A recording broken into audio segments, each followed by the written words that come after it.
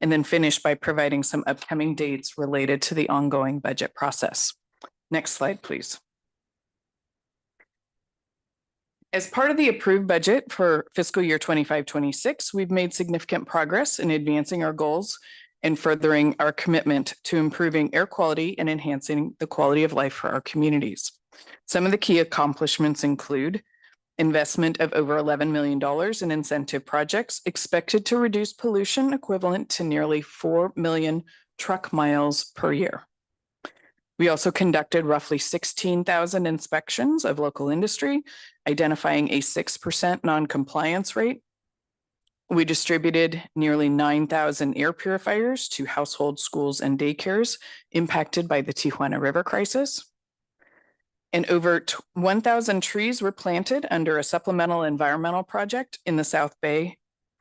We also reached more than 5,000 community members at 20 community outreach events and partnered with the County of San Diego and SDG&E to install additional electric vehicle charging stations at the district office for fleet, employee, and public use. Next slide, please. So looking forward, as part of the fiscal year 26-27 recommended budget, we will continue to maintain our programs to promote our goals of air quality, public health, environmental justice and equity, public engagement and transparency, and operational excellence. These goals and objectives were woven into the budget development process to advance the district's vision of clean air for all and our mission to improve air quality to protect public health and the environment. As part of the recommended budget, we want to highlight a few of the goals and objectives we have for the upcoming year. These include continuing to invest in emission reduction projects by allocating over $73 million in state grant funding to incentivize the transition to cleaner mobile equipment, such as heavy-duty trucks, school buses, off-road equipment, and marine vessels. Expanding our monitoring network by reestablishing a regional monitoring station in Escondido and expanding the community air monitoring network to include sites in National City. Continuing the implementation of the International Border and Portside Community Emission Reduction Programs, or SERPs, by engaging and supporting partner agencies to carry out strategies prioritized by the community steering committees. We'll also be expanding online tools available to the public to increase access to our information. This includes air monitoring data, enforcement actions, and elevated health risks from air toxics. And we'll seek to maintain fiscal stability by reducing the organization's dependence on fund balance for ongoing costs. Guiding our pursuit of these goals and objectives is our strategic plan, which was adopted by the governing board last year. Our accomplishments, goals, and objectives reflected in the budget document are linked to the goals in our strategic plan so that we and the public can track our progress as the plan is implemented. Next slide, please. The recommended budget summary and schedule of fees for fiscal year 26-27 was posted on the district's website on April 14th.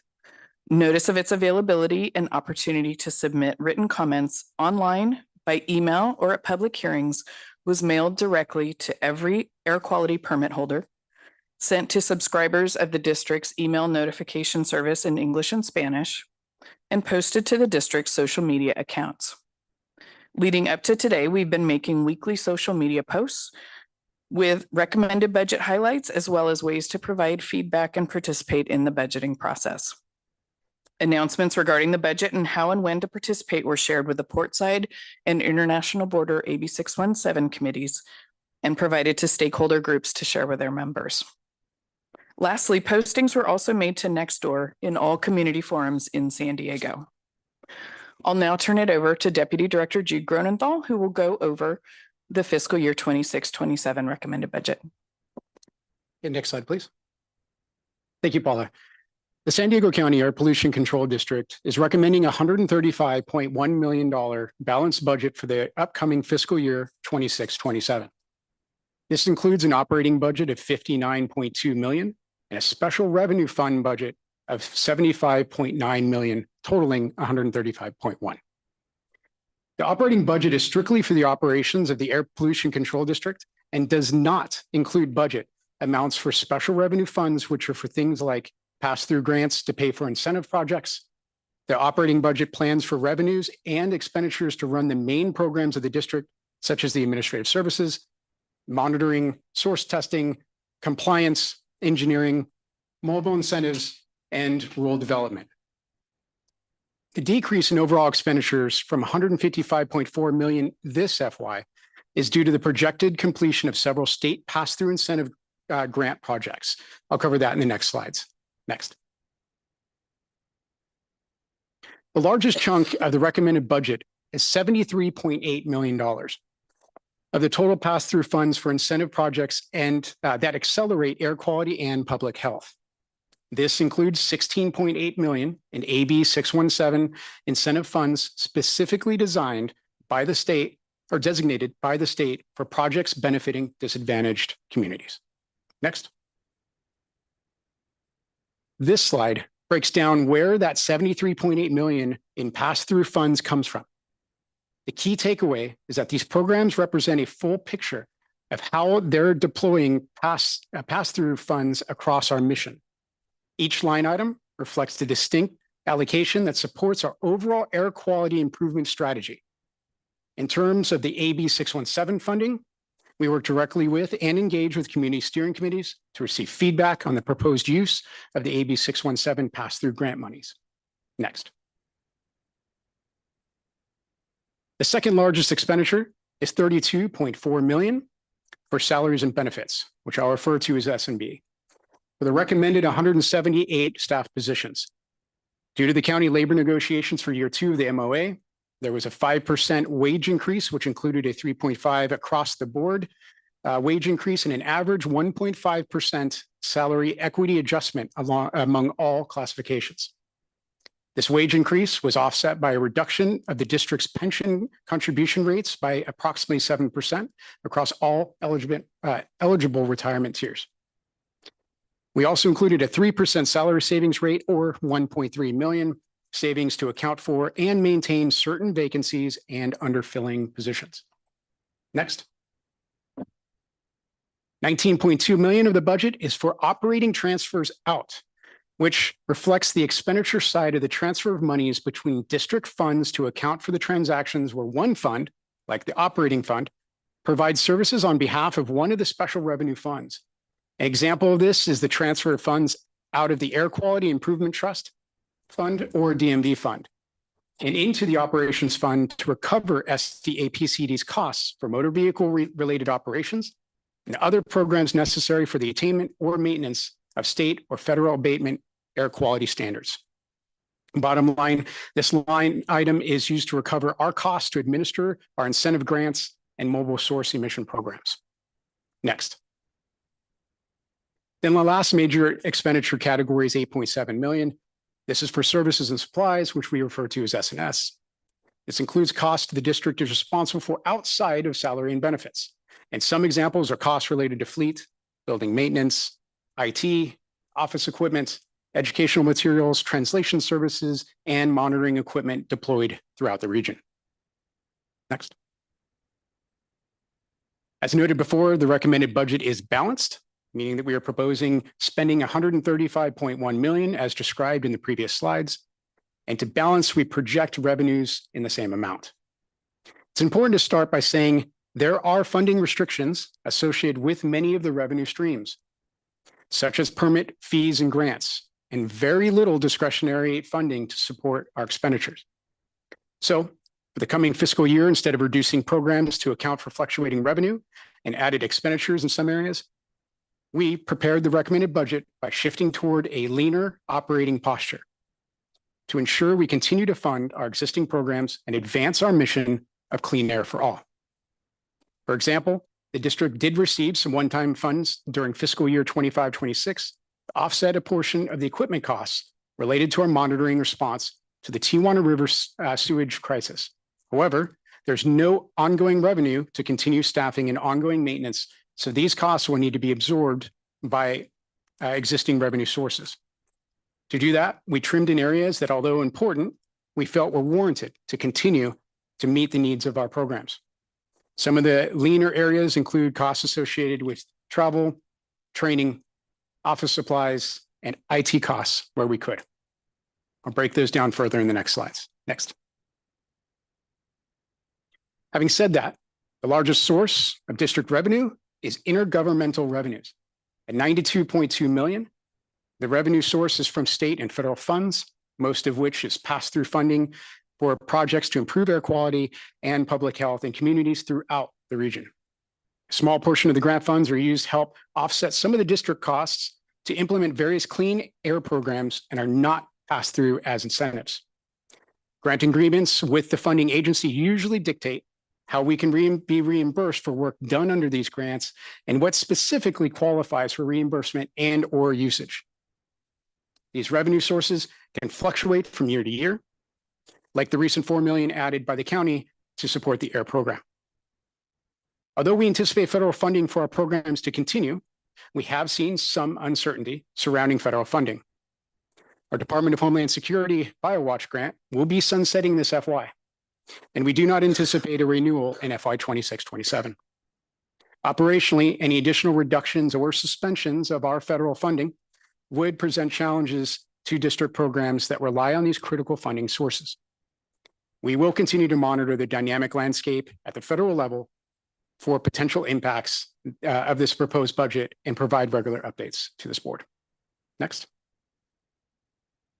Another primary source of revenue is other financing sources, which reflects the offsetting revenue side of the operating transfers out, or money is transferred between district funds, as noted previously. Examples include the transfers of allowable administrative costs and revenue related to administering state and federal grants from the special revenue fund to the operating fund to cover costs to support programs that administer projects like AB 617, Carl Moyer, and Clean Cars for All. This includes the transfer of DMV revenue to fund programs to attain and maintain clean air standards. Next slide. Lastly, 14.2 million of the projected revenues from license, permits, and franchises. This revenue is derived from permit application fees, permit renewal fees, and other fees paid by customers for district services. This fee-related revenue can only be used to cover the costs services provided by the district to applicants and permit holders. Next. The district is proposing an increase of our operating budget from FY 25-26 of $2.4 million. Increases in the operating budget include SMB, a boiler replacement, IT upgrades, and reduced federal funding. These increases are offset by usage of existing committed funds where appropriate, and across the board leaner operation of services and supplies, and assumed salary savings associated with the vacancies. The recommended budget was developed in a manner that focused on continuing to ensure critical services are provided and to meet district goals and objectives. However, no new staffing positions are being requested. For budgetary purposes, only you will see the movement of existing positions between several programs to better align them with our mission. Next. As part of the FY 26-27 recommended budget, we have 5 different funds, which I'll provide a brief overview on. Operations General Fund is a discretionary savings account that should be used for one-time projects. In the past several years, we have used this fund to cover revenue shortfalls in our operating budget. We are not proposing to use these funds to cover revenue shortfalls as part of the recommended budget. The budget is built on projections that heavily rely on funding from state and federal funding sources.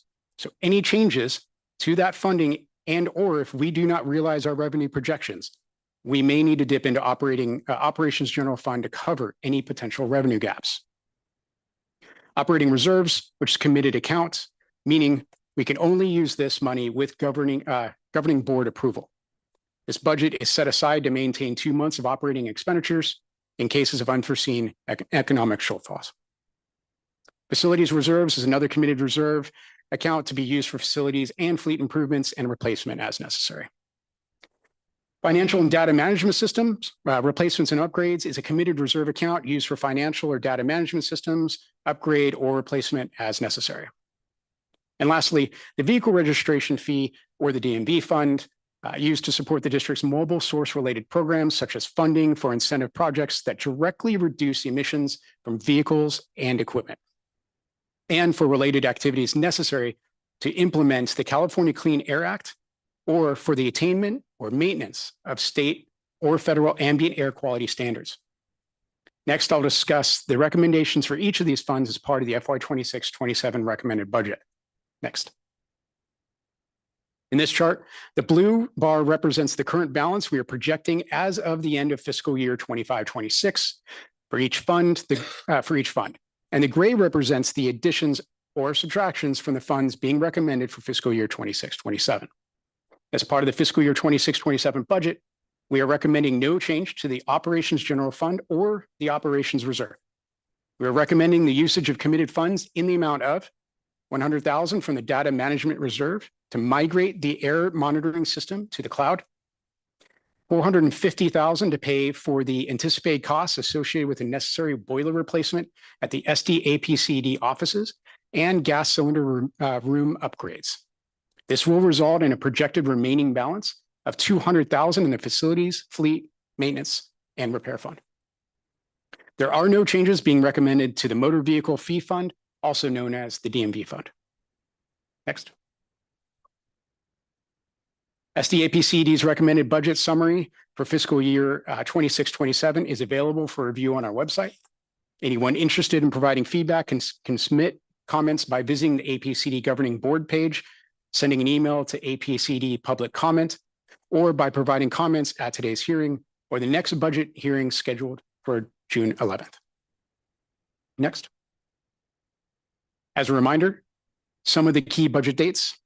The recommended budget was released on our website on April 14th. This evening's hearing is the first official hearing on the budget. And then on June 11th, the budget deliberations by the governing board will take place. If anyone would like to provide comments regarding our budget, you can send us an email to the address on the screen. Next. Requested actions for today are to open a public hearing, receive and consider public comments on the Air Pollution Control Officer's recommended budget for fiscal year 26-27, and to find that the requested action is exempt from the requirements of the California Environmental Quality Act. This concludes our presentation this evening. Thank you. Thank you. Madam Clerk, is there any public testimony? Thank you, Chair Burkbeck Garcia. I would like to note for the record that Member Aguirre joined the meeting, and we do have one member of the public wishing to provide public testimony. I would call Truth. You'll have 1 minute to address the board, and you can begin by stating your name for the record. And there is a timer on the screen that you can use to self-regulate your time. Hey there, it's Truth paying attention. I think I'm the only one. It was a boring meeting. And I have a point of order actually first, Chair. Why didn't you provide the public with the budget meeting's new unknown mystery start time? Why did you leave the public hanging? Why was the live stream cut off? Was that intentional to eliminate public comment on agenda and the budget? But I'm going to start. I want to see 2 brand new working salt resistant air monitors in the city of Imperial Beach so APCD can put out accurate data. Look to Scripps, the UCSD student researchers do an amazing job. Are there any plans to finally move APCD meetings away from the county building? Are there any plans to implement a proper video system in compliance with SB 707, which you were not today? What is the total cost of admin for APCD? Because it looks like it could be $47 million. Has there ever been auditing of APCD's programs and roster? Is there an internal controls officer?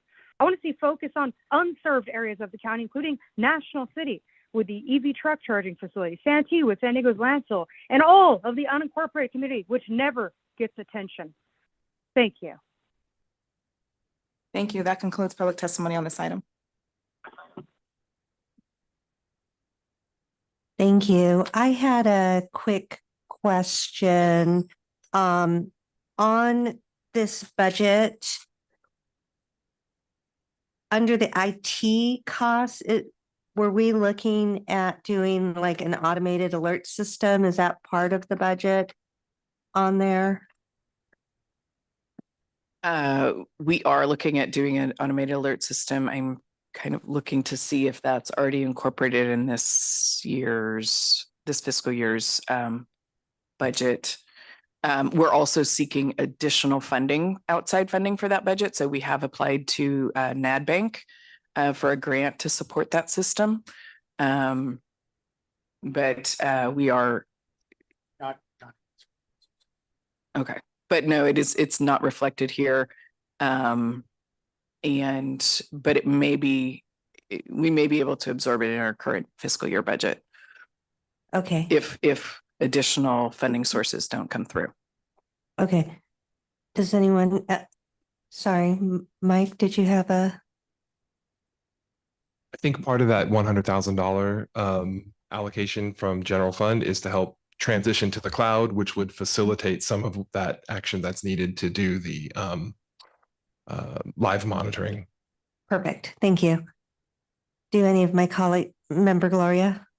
Thank you, Chair. Just a couple of quick questions. I recognize the hours on the later side. Noticing the additional staff for board meetings, do you something you want to tell us about? The 2 additional positions I saw on the screen? We actually moved 2 staff under the clerk of the board because that section is now also doing public records. So they're not new staff, but they've been redirected from other divisions. It's not that we're causing you that much additional work. No. Okay. It's useful for obviously for being able to have backup and adequate coverage both for the governing board and the hearing board. But it's also because public records and document retention has been moved under clerk of the board. Okay, that's good transparency. And then just, I know that this is an issue at the city currently of watching other entities, and we're down at the local level, it all rolls downhill, right? You spoke to, I think, a little bit, but any major concerns? Obviously, the governor put out his May revise today. That was relatively bad news for cities. I'm not sure how that affects APCD. So we haven't had a chance to dig into the May revise. There is a budget request that would support the IDA program as well as our monitoring that Senator Padilla put in. And I appreciate the efforts of several of our board members to support that. So that's one item. The other issue that we're tracking right now is the CARB consideration of cap and invest. Because potential changes to that regulation they're considering at the end of this month could greatly reduce the amount of greenhouse gas revenue that would be generated. And that is the revenue source for AB 617. So there's a lot of details to that I won't get into, but it's something that we're tracking very closely with our colleagues around the state and are very concerned about. But we should know the outcome of that before final adoption of our budget. Yes, and it wouldn't impact this fiscal year's budget because those dollars take a while to flow down from the state. So it would be something that we'd have to be tracking for future fiscal years. But the grant revenues that we've accounted for in this fiscal year budget are secure. Okay. And last question, the stuff that no one ever really asks about, but you deserve a nice working environment. How are your facilities? There was discussion of that reserve, but I noticed the reduction, I think, in the total dollar amount. Well, yeah, That's for our boiler. So yeah, we're looking at that so that we can, we're having it completely replaced. A lot of the, we've been going through, I believe our roof was replaced. So we're at that age of the building where a lot of these larger items do need to be purchased. And so we are looking at that as well as other options, for APCD. And so in recent years, we've done the roof, we've done the plumbing, we'll do the electrical along with the boiler, as I understand it. And then we did HVAC as well. So we're crossing off the list most of the major systems of the building. And so yes, that facilities account has dwindled. But I think we're looking at not needing to replace any other major systems, at least in our current estimation. Knock on wood for sure. No, I appreciate that update. I recognize that, we're primarily here to serve the community and do all the things that you do, but where our staff works does matter. And I know that's not always the highest on anyone's list, but it does go a long way from morale. So I'm glad those investments have been made. Thank you. Thank you, Chair. Member or Vice Chair Aguirre? Thank you, Madam Chair. Just a quick question regarding the 9.3 million for monitoring. Does that include the H2S notification dashboard funding?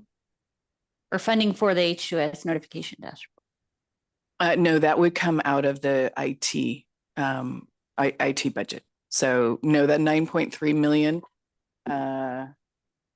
here it reflects salaries and benefits in addition to services and supplies for that division. But like we talked about before, this automatic notification system, is that what you're talking about? That is separate. It would be positively impacted by bringing our monitoring data into the cloud as opposed to in the in-house servers where it is right now. But it's not currently, it's not spelled out separately in this budget. But it's in it. It's in the overall budget for the agency. Like I say, we have requested outside funding to be able to implement that, and we're waiting to hear back from it was NADBank where we put that grant Okay, request I in. missed that part. I heard NASDAQ, but I wasn't sure if it Okay. was for this. So we put in a grant request to NADBank to fund that system specifically. But we're also, looking to see if we can just, absorb it within the current fiscal year's budget. And how We're much moving would as that- quickly as possible. How much would that be? Approximately $100,000. 100K. Okay, thank you. Member Bush. Yes, and thank you, staff, for the this presentation. Just how comprehensive you went over all the items, and then managing this in a tough time when there's all the losses of funding. So really appreciate your guys' diligence on this and looking for areas for savings. So looking at the budget from our program and kind of goals perspective, so the work behind the numbers, and following up from the conversations I've been having out just our previous meeting on the special meeting on ISR, but even before that, if we can go to the environmental justice and equity section in the community air protection program. So on the objectives, I see continue expanding the community air protection program network, completing the establishment of 2 new monitoring sites in National City, and establishing additional sites in San Isidro Otay Mesa area. Can you guys kind of briefly talk about talk about that and what the kind of staff level effort, the work, and I know that I asked for more detailed presentation, so you guys might not be ready at the for our upcoming planning committee meeting, but whatever you guys can high level go over from a budget standpoint is helpful. Sure. So I'm just pulling that section up. So the budget includes funding to be able to get those sites in National City established. We already are in process for that, and I believe waiting to hear back from contractors for some of the site development that's needed there. And then it also, so these are sites that have been identified in the community air monitoring plans for both Portside and International Border.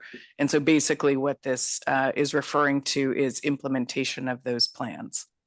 Okay, so, and then which staff time for this, because this is dealing with monitors, that's kind of one section of the budget and monitoring, but then this is from EJ. So like what staff is, not, I don't need names, but what kind of office staff is working on which, on programs like the PAIR program that has different components, if you will? So the PAIR program would be coming out of our emission reduction strategies group. That's out of a different section. The monitoring under the community air protection program is in our monitoring group. It's a separate section. And there's a group of electronic instrument technicians that supports that group. And then we also have our OEJ team, and that's a separate group. And so if you go to the slide that shows the staffing levels, there's it looks like a change that OEJ is losing staff. What that is just reflecting that those staff are incorporated in the monitoring division. So you'll see an increase in monitoring, a decrease in OEJ, but it's the same people, it's the same positions. It's just they're being counted in a different unit. Okay, got it. So what I'm also trying to get from a high level, and I know I'm sure we'll talk about this at the actual the final budget adoption. So how would taking a pause or not spending the resources on additional ISR rulemaking, because I didn't see any references in this report to the indirect source rule. So what would be the potential budget savings or the opportunities for shifting those funds, for example, in air filters in these communities with warehouses, for example, where we're targeting? So we'd have to explore that. It's dependent on the particular revenue source. Like Jude mentioned, different revenue sources have different restrictions on how we can use the money. For the funds that we've set aside for consultant resources to support ISR, we'd have to look into whether those could be redirected to purifiers. That's something we could report back on. Great. We've also, like the funding for the automated notification system, we've also put out a separate funding request to the port for MIF dollars to support PAIR 2.0. And we are cautiously optimistic on that and expecting to hear back on that in the next month. So there's, additional funding that may be coming in as a result of that. Okay, great. And I know this is more high level first kind of look at this. Overall, what I'm seeing is this program, at least in National City, that was supposed to be completed a couple of years ago. So I feel like we're getting behind on some of the air monitors, air filters, some of the things that we could do right now, because rulemaking is a priority. Everything's a priority, right? But we want to balance everything, and the rulemaking and the enforcement is important. But what's also important that I feel like I would like us as a board, as a body, to shift back, focus on, and we have in some ways, is the things that are directly impacting people as well. So, and that for immediate impacts. So the data is an immediate, to me, impact, getting that data so that we can develop better rules. And the air filters is literally cleaning people's air and literally directly addressing their health. And so I like and appreciate what we've done with the Tijuana River, the emissions, and addressing the health impacts from there. So I would like to see, based on what we've done there and how that has provided immediate relief and health for people, I'd like us to put a similar approach or level of effort for the folks that have been sick for decades with as a result from emissions from diesel particulate matter, black carbon. I think NOx, that might be different health. I forgot the distinction of the health impacts there with NOx, but black carbon, I know, and that's more, as I understand it, more of at least a direct and more dangerous impact, at least in places like National City and Barrio Logan and in the border region. So yeah, that's just big picture. That's what I'm kind of looking at. No, I appreciate that, and I appreciate those comments. The other thing I would just clarify is that our rule development team, again, is a separate team that would, now focus efforts. If they're not developing an ISR rule, they would focus their efforts on a different, there's other rules that they're going to be focusing their attention. Could you give some examples? Or is that a section on here that I can reference? So yeah, there's one referenced in here with bulk terminals, for example. Others, I don't know, Mike Watt, who oversees that section, can address. Yeah, I think in the budget itself, it talks about that bulk terminal example. There's other examples of VOC rules that we may be looking at that come from our regional air quality strategy, which could include things like marine coatings. We're potentially looking at where we're going to be required to do a federal non-attainment fee regulation at some point in time. So there's a number of different regulations that staff will be exploring feasibility on, potentially move forward. If so, given the board's recent direction on ISR, because that was a significant discussion, and that's resources that are freed up for your team. So, and I don't expect you guys to be ready right now, because that's, a bit of a change from at least what we've been doing. But I would like to see what are the opportunities for that staff time, resources to address the core of what the community is concerned about, which was the diesel particulate matter, NOx emissions in those border region, West Side National City, Barrio Logan, AB 617 communities, Portside communities. So rulemaking in that area. So if the marine coding and some of the stuff that you're mentioning, I mean, that's great. That sounds good. But if we can get some specifics on what else your team could be doing to advance that. And for me, I'm looking at more immediate solutions as much as possible. No, understood. And we've, throughout this process, we're looking at kind of forecasting what our rules look like and what with resources we have. And so now that we have kind of some direction on ISR, we can look back at that schedule and figure out what makes the most sense in terms of accomplishing goals on the short-term side, and getting the reductions where we can.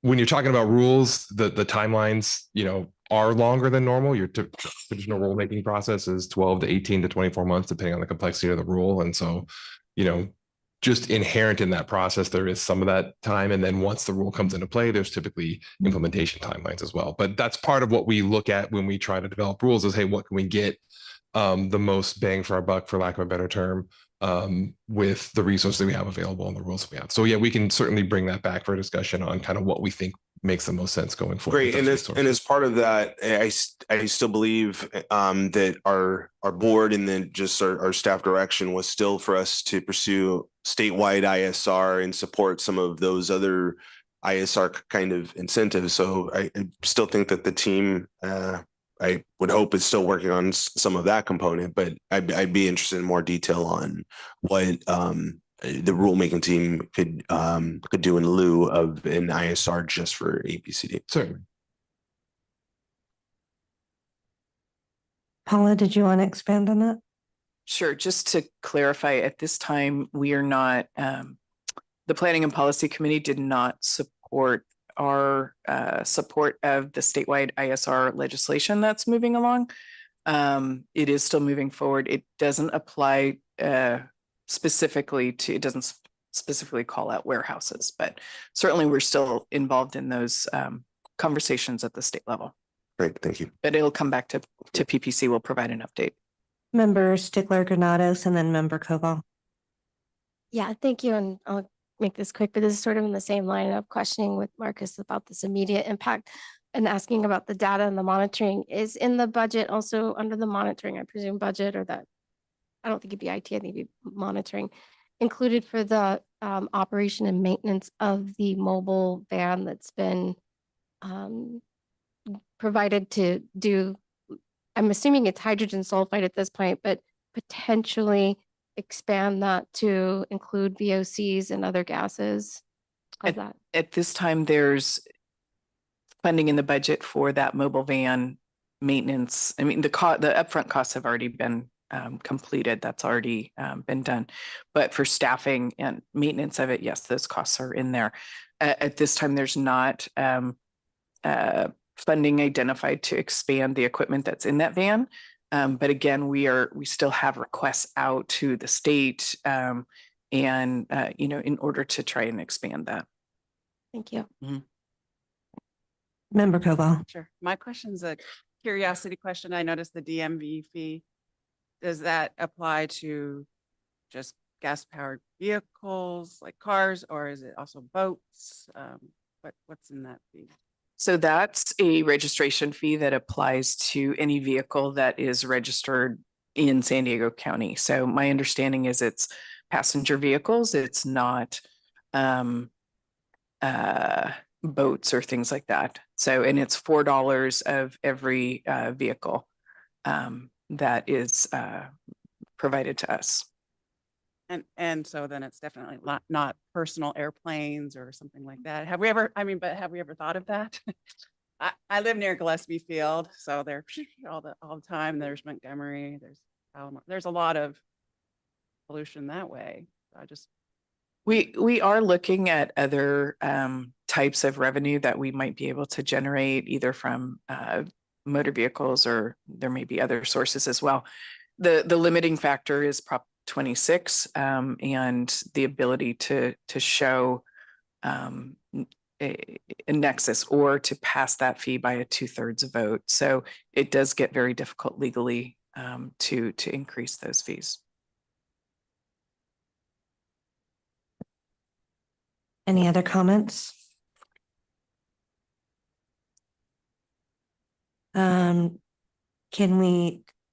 I'd like to call for a motion. So the motion. Is it just to receive and file, or do we have a motion? Okay, Wait, well, let's open, so open a public hearing, we already did that. Oh, so then, well, we can, the requested action, we can do number 2 then, right? Yeah, so we can't do we can't close the public hearing because we still, right? Because the public hearing is still open until the June meeting. Okay. Well, then I won't make a motion. sorry, we still need a motion though. I'll make a motion to find that the requested action is exempt from the requirements of CEQA pursuant to CEQA guidelines, section 1537 A, subsection B. I'll second. And to, It's okay. Do we take a, Madam Clerk, can we? can I add to the motion? Can staff bring back by the next budget some clarity on ISR where those funds could be shifted, and just the previous? I don't second that portion of the motion. Yep, that's fine. But I want staff. Yeah, so can staff bring back some more information on the ISR? Well, yeah, that's just a question. On on exploring. So what I mentioned earlier is where we can look at different resources for the for additional air filters for air monitors, and looking at the PAIR program. So is that information that staff could reflect based on our last action? Right. I think the last action asked that we report back to the Planning and Policy Committee meeting. Oh, true. Yes. And the next regularly scheduled one of those is in September. Oh. So to keep it separate. Okay. But we'd be happy to provide any information, so you could certainly reach out. Okay, for any that's fine. additional To clarify. information. Okay. The motion stands as is. Yes. Okay, thank you. Then I'll second the original motion. All in favor, say aye. Aye. Any opposed? Any abstentions? With members Campbell, Duncan, Fitzgerald, and Lawson Reamer absent, that motion passes with those board members who are present voting aye. Thank you, everyone. The next meeting is on June 11th at 2 p.m.